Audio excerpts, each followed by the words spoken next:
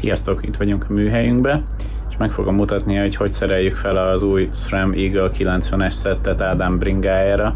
Igaz, hogy ez egy használt termék, ezt már használja pár száz kilométer óta. Leszettük, megnéztük, hogy bírja a strapát, és most megmutatom, hogy egyébként hogy szereljük fel az újat is. Nyilván ugyanazok a lépések lesznek nálunk is, mint amikor egy újat szerelünk fel. A bringáról tehát leszereltünk mindent. Igazából lemértük a súlyát, megnéztük, hogy van-e valamilyen kopás. Igazából teljesen rendbe találtuk az egész rendszert, úgyhogy most visszamegy. A középcsapágyat nem szedtük ki a helyéről. Ezt higgyétek el, hogy ez egy normális menetes középcsapágy. Ennek az összeszerelésnél arra kell csak figyelni, hogy a menetre egy nagyon pici zsírt mindenképpen rakjatok. Ez segít a recsegések megelőzésében. Ezt a fajta menetes középcsapágyat 50 Nm-rel kell meghúzni a vázban. Nyilván oda kell figyelni, hogy a jobb oldali az balmenetes, a bal oldali az pedig jobb menetes. Minden alkatrészt természetesen letisztítva rakunk vissza. A hajtókar tengelyére, ahol a csapágyak felfekszenek a tengelyre, tehát ide, meg ide. Ezt a két felületet körbe be kell zsírozni egy nagyon picit. Ez szintén az a szempont, hogy ne recsegjen később, ne tudjon belemenni por, illetve a kopást, berágódást, könnyebb kiszerelhetőséget tudja ez biztosítani. Fontos ilyenkor, hogy a hajtókarban lévő csillagot, ami a tengelyre illeszkedik, ezt is megtisztítsuk, tehát nehogy porral, kosszal rakjuk össze, mert az hosszú távon ezt a nagyon precízen kialakított kúpos, hullámos rögzítési pontot tönkreteszi. Ami egy nagyon fontos dolog, hogy a SRAM, a DUB nevű középcsapágyrendszernél gyakorlatilag egyfajta rendszert használ, egy méret szabvány az egész, de itt is vannak olyan eltérések, hogy ugye a vázak azok különböznek, a hajtókar hosszak is már különböznek, ez régen nem volt ennyire eltérő. Utána kell nézni, hogy a te biciklid és a hajtókar, amit vásároltál, ezek milyenek. Ádámnak a bringáján ez a 73-as menetes, tehát threaded középcsapágy ház van, a hajtókarunk pedig MTB wide, tehát az összes transmission hajtókar alaphelyzetben ezzel a mérettel érkezik, és itt ugye azt írja, hogy a bal oldali, tehát a nem hajtás oldali részre kell egy 3 mm-es adapter, a jobb oldali, a hajtás oldali részre pedig egy 7,5 mm-es alátét kell. Hogy milyen hajtókarod van, abban nyilván segít a SRAM, tehát dub wide, ez így elég egyértelmű, hogy melyiket kell a táblázatban kikeresni. Ezeket így szépen össze is válogattuk. Lehet ilyen, ugye ezt a középcsapágyhoz eleve adják hozzá, attól függően, hogy milyet vásárolsz. Jó esetben azt is fogod kapni, amit szeretnél, de ha például vázak között vagy hajtókarok között kell ezt áthelyezni alkatrészt, akkor lehet, hogy ebben szükséged lesz más méretűre, ugye nagyon sokféle méret létezik, 2 mm-től talán 7, nem, van 10,5 mm-es is, tehát kb. 1 mm-es lépésekben mindenféle létezik. Úgyhogy lehet ilyen műanyag hézagoló készletet külön is vásárolni, vagy mondom, hogyha éppen olyan a középcsapágyad, amire ténylegesen az adott vázhoz szükséged van, akkor valószínűleg az lesz a csomagban. Ugye 3 mm-es jön a nem hajtás oldalra. Ez fontos, hogy ez a kis peremes rész, ez legyen a középcsapágy, illetve a váz felé. A sík oldala, az pedig a a hajtókar felé néz. Jó, ezt az állító gyűrűt, ezt teljesen ki kell tekerni, tehát ki kell lazítani ezt a csavart, és alaphelyzetbe vissza kell állítani.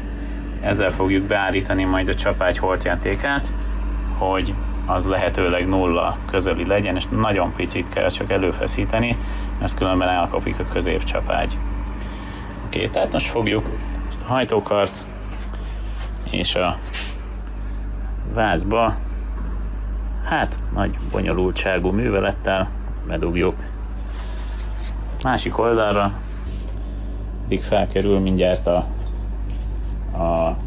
lánckerék felett, de először ide is a kis peremmel befelé, tehát a váz felé felkerül a 7,5 mm-es adapter. SRAM gondolt ránk, mint felhasználókra. Szerepel rajta, hogy 54 Nm-rel kell meghúzni a belső csavart. A külső, ez a nagy átmérőjű, amin dub felirat van, azt csak arra szolgál, hogy a hajtókart el tud távolítani, tehát ezt nem szabad kiszedni. A 8 mm-es imbuszkulccsal kell meghúzni a hajtókart. Ezt nyilván kamerával a kezemben nem fogom tudni 54 Nm-re meghúzni, ezért ezt fogadjátok el, hogy mindjárt megcsinálom, és folytatjuk. Tehát a hajtókar rögzítve van.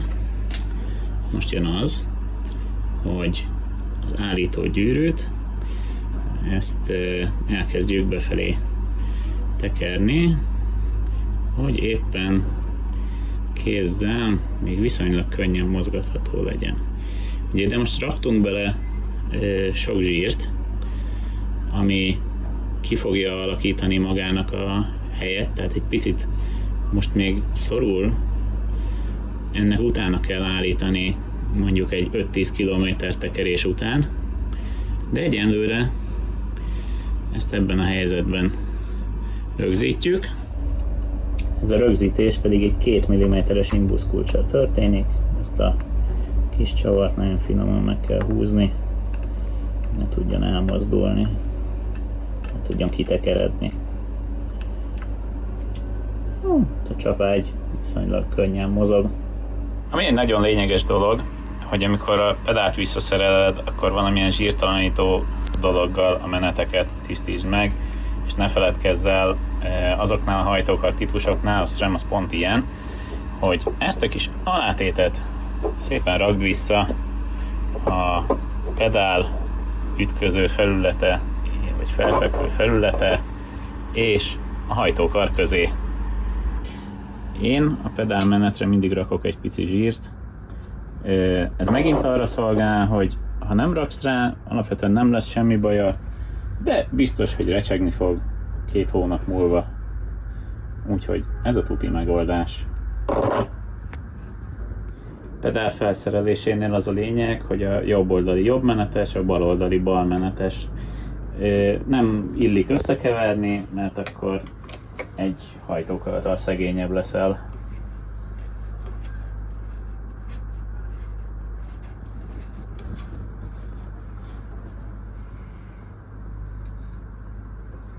Jó, itt oda kell figyelni, hogy az alátét az mindenhol a helyére menjen, ne lógjunk ki sehol.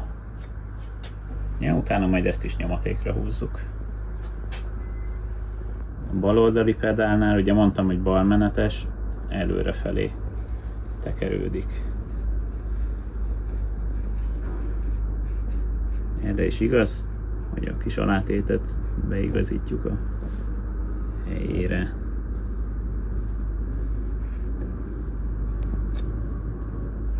Mi már előkészültünk, a SRAM-nek az oldalán minden, hát a legnagyobb márkáknak a bringái fent vannak, ami UDH kompatibilis, hogy hány láncszemet kell használnod, illetve milyen lánckeréknél melyik key position-t és melyik lánckeréken szükséges rögzíteni a hátsó váltót. Tehát látszik egy A és egy B jelzésű helyzet. Ugye ehhez a Cube bringához a B jelzésű az, ami szükséges. Ezt ki lehet pattintani és át lehet fordítani egyébként. Kiszereljük belőle a csavart, van egy ilyen piros kis gyűrű, ez megy a vázba. Ide jövünk, akkor először piros gyűrű megy a helyére, aztán a váltó, majd megy a helyére a csavar.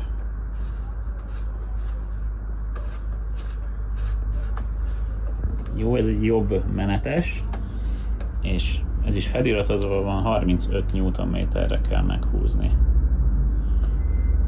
De ezt egyelőre hagyjuk, hogy hagyd lógjon. Ez majd lánccal, kerékkel összeszerelve lehet csak rögzíteni. A sornak a felszerelése ugyanúgy történik, mint az összes korábbi. Ugyanazzal a szerszámmal, ugyanazzal a mozdulatsorral.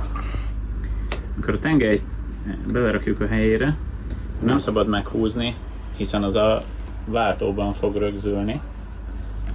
És ha ezt teljesen meghúzzuk nyomatékra, akkor nem fogjuk tudni a váltót beállítani a helyére. Ennek szabadon kell, hogy mozogjon. Ugye a láncot a interneten megtalálható értékre rövidítjük, amennyit éppen ír az adott kerékpárhoz a SRAM.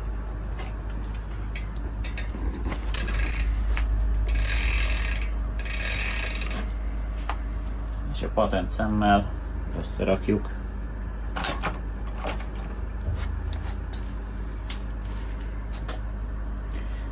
A patent szemnél nagyon fontos, hogy ugyanúgy néz ki, tehát a flat top láncnak a sík felülete az mindig felfelé kell lenni, és az ellenoldali darabnál is szintén kifelé kerül.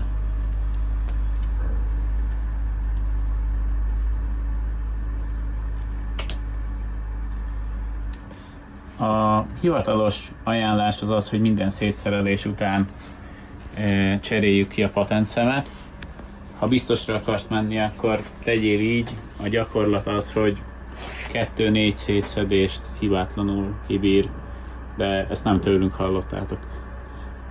Tehát a beállítást, a rögzítését a váltónak a 7-es lánckeréken kell végezni ebben az esetben, és a B pozícióban kell rögzíteni a váltót, tehát ez ugyanúgy ki van akasztva, mint a régebbieknél a szerviz pozíció, és annyi történik, hogy föntről kezdjük a nagyobb lánckerékre 1, 2, 3, 4, 5, 6, 7, mögötte van egyébként egy piros gyűrű is, tehát az a 7-es lánckerék, ez meg van jelölve. Most nincs még bekötve a váltó, tehát itt igazából ugyanaz a helyzet, hogy meg kell feszíteni egy picit kézzel, amennyire megy, és akkor a 35 Nm-t hát itt alkalmazzuk ezen a csavaron, szépen menjen a helyére.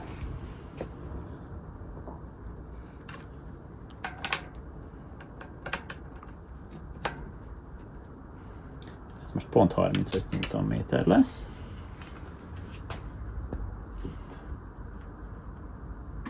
Kézzel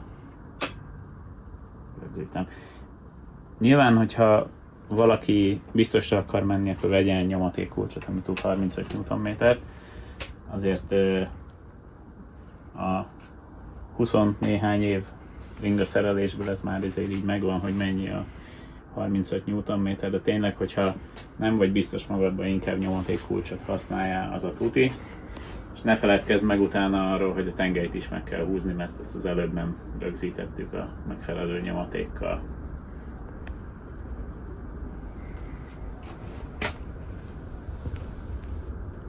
Tengelyt azt ebben az esetben 12 Nm-re kell húzni. Ez villa, vázgyártók, mindenki szintén rá szokta írni, hogy mennyire kell meghúzni. Ez 12-re történik. Ez most itt megvan a 12 Nm. Érdemes egyébként egy ilyen alkoholos filcetű valamit venned, hogyha szerelned kell útközben, akkor be tudod jelölni, hogy hogy hova van meghúzva a 12 Nm, és mondjuk ha még belsős rendszert használsz, akkor belsőt cserélnél, de egyébként bármilyen szerelésnél az nagy hasznot hoz, hogyha nem kell mindig nyomaték kulcsozni, hanem csak ugyanoda visszahúzod a csavarokat, ahol be van jelölve. Ugye ezeket a jelöléseket lehet máshol is használni, tehát ugye nekünk ezt a váltó, miután már egyszer fel volt szerelve, mi ezt ugyanúgy bejelöltük, de azért a hivatalos módszer az, hogy szépen beállítod a megfelelő fokozatra, és ott húzod meg a csavart, rögzítő csavart, az azért hasznosabb, de nyilván egy ilyen gyors megoldás is nagyjából megfelelő. A váltókar felszerelése az ugyanúgy történik, mint a korábbi SRAM modelleken. Ez éppen egy külön bilincses megoldás, mert Ádám így szereti használni. Ezt is összejelöltük, hogy a le- és felszerelés után ne kelljen keresni a helyét. Ezt körülbelül egy 3-4 Nm-re meghúzod, az tökéletes. A váltóbovdennek a rögzítése az nagyjából ugyanúgy történik, mint a korábbi modelleken. Egy görgőn átfut, és itt alul ebben a kis karocskában végén ezzel a csavarral kell rögzíteni. És miután ezeken a váltókon nincsen már határoló csavar, sem magasságállító csavar, itt egy dolgot tudsz állítani, a váltókaron lévő kis állítócsavart kibefelé tekerni, és ha viszont minden rendben van, annyinak kell történnie, hogy szépen minden fokozaton hibátlanul vált. Sokan kérdezték, hogy de hát ez mitől nem fog beváltani a nagy lánckerék és a küllők közé? De azért, mert itt ez a kis terelő műanyag, ez hozzáér előbb a lánckerékhez, mint hogy beváltson a lánccal a küllők mellé. Tehát ez nagyon jól ki van találva, nagyon ötletes kis szerkezet. Ádám örül, hogy ismét van biciklije, és hétvégére nem hagytam bringa nélkül.